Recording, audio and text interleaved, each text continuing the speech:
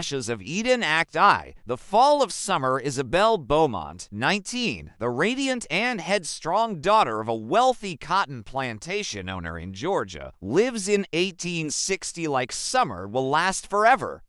She is admired, envied, and endlessly flirtatious, wrapped in silk and jasmine, dancing at moonlit balls under lanterns that glow like fireflies.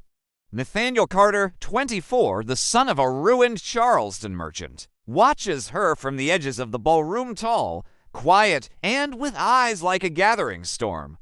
He has nothing left but ambition, and Isabelle thinks ambition is boring.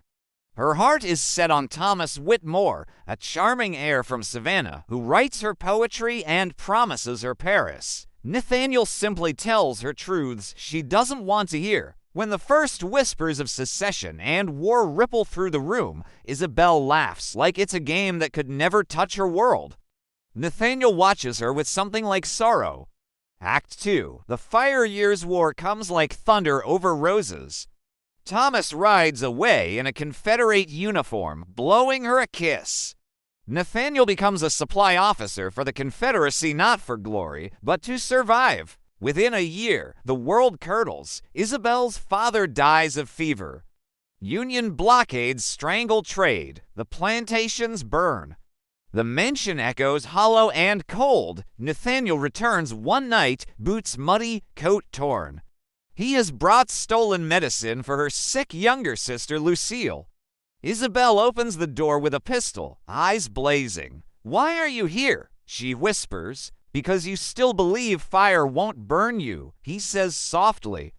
"And because I couldn't bear to watch it happen." Lucille recovers. Nathaniel stays. They circle each other like two wild things forced into the same cage.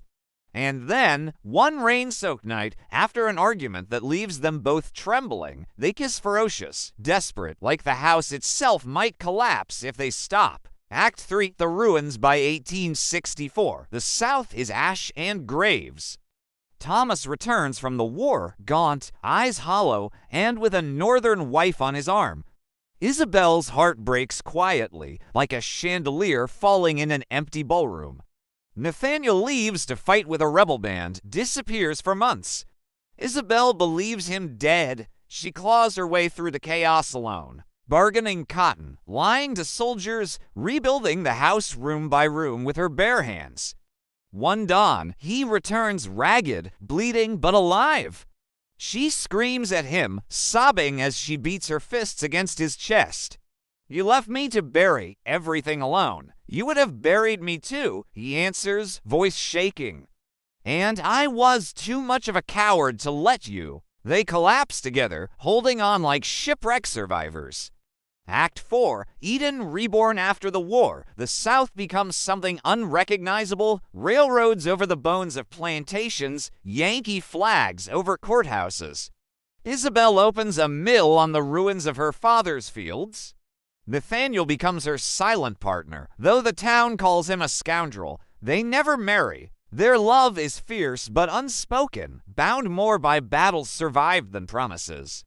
Isabelle hosts glittering soirees again, now in black silk, laughing like a woman who has burned and rebuilt herself from her own ashes. One night, Thomas, now rich as a northern banker, returns. He offers to buy her mill and make her his mistress. Isabelle laughs until her voice cracks. After he leaves, Nathaniel asks quietly, "Would you have gone with him?" She stares at him for a long time. "I would rather die poor in your arms than gilded in his." They kiss in the ruined rose garden as thunder rolls across the hills.